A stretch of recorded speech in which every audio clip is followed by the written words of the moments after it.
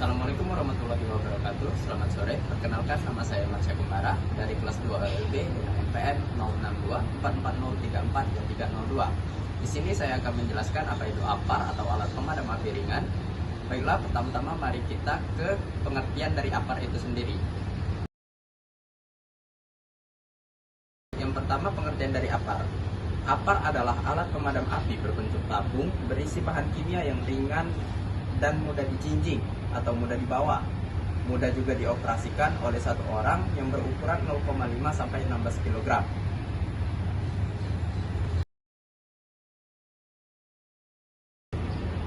Baiklah, di sini saya akan menjelaskan klasifikasi dari kebakaran. Yang pertama itu kelas A, kebakaran pada benda padat kecuali logam seperti kayu, kertas, karet, kain, dan lain-lain.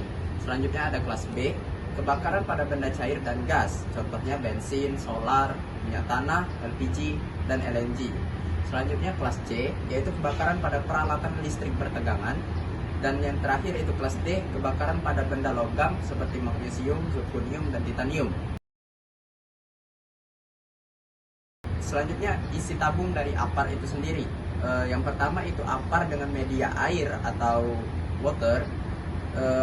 Itu adalah APAR yang diisi dengan air tawar sebanyak kapasitas tabung, kemudian diberi pendorong N2 atau cartridge dengan dipompa secara manual.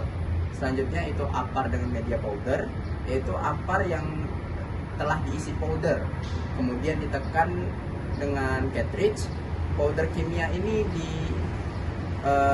dibagi menjadi 3. Yang pertama itu powder kimia reguler, yaitu tepung kimia yang efektif untuk memadamkan kebakaran kelas B dan C. Selanjutnya powder kimia multipurpose, yaitu tepung kimia yang efektif untuk memadamkan kebakaran kelas A, B, dan C. Selanjutnya ada powder kimia yaitu yang special dry powder, yaitu tepung kimia yang efektif untuk memadamkan kebakaran khusus kelas D. APAR yang berisi CO2. CO2 ini dipakai untuk memadamkan kebakaran karena mempunyai keuntungan sebagai berikut, yaitu mudah menyebar ke seluruh areal kebakaran, 2, tidak menghantarkan listrik, tidak meninggalkan residu, terus berat jenis CO2 itu 1/5 kali berat udara, dan efektif untuk kebakaran kelas B dan C. Selanjutnya ada APAR media busa atau foam. Ini adalah APAR yang berisi larutan kimia yang diberi tekanan N2 atau sistem pencampuran 2 kimia yang membentuk gelembung-gelembung busa di dalamnya yang bermuatan. Yang pertama contohnya CO2 sebagai pendorong, yang kedua kemampuan pemadaman kelas api A atau B, dan yang ketiga foam menutup benda dan mendinginkan.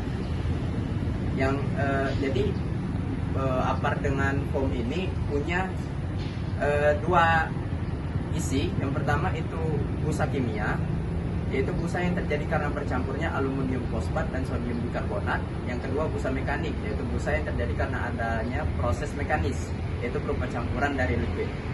Selanjutnya itu APAR isi gas halon. Nah, gas halon ini menggunakan liquid streaming agent dengan N2 sebagai propelannya. Nah, gas halon ini mempunyai kelebihan tidak meninggalkan residu, berat jenis halon itu 5 kali berat udara, tidak menghantarkan listrik, dan dapat memadamkan kebakaran kelas B dan C. Tapi, gas halon ini sekarang sudah dilarang. Menurut Kepres RI nomor 23 tahun 1992, penggunaan gas halon ini itu tidak boleh digunakan lagi semenjak mulai 1 Januari 1997 karena mengandung klorofluorokarbon atau CFC yang bisa merusak lapisan ozon bumi.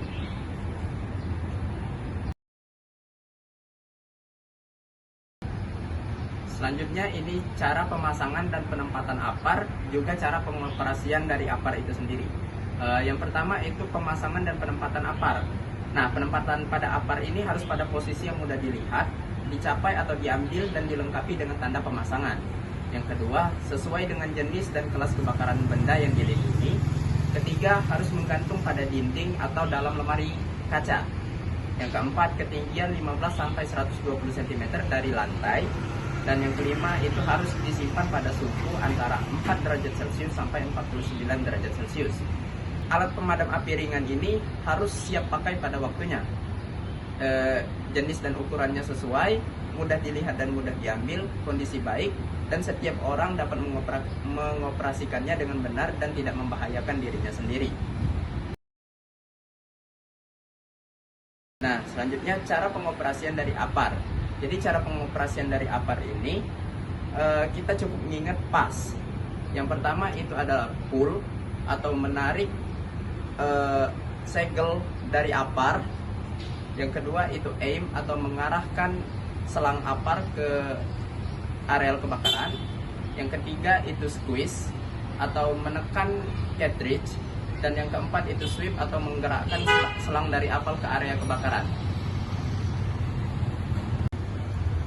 Sekian penjelasan dari saya. Saya harap penjelasan saya tentang APAR kali ini dapat bermanfaat bagi banyak orang. Saya Marsha Kumara dan terima kasih.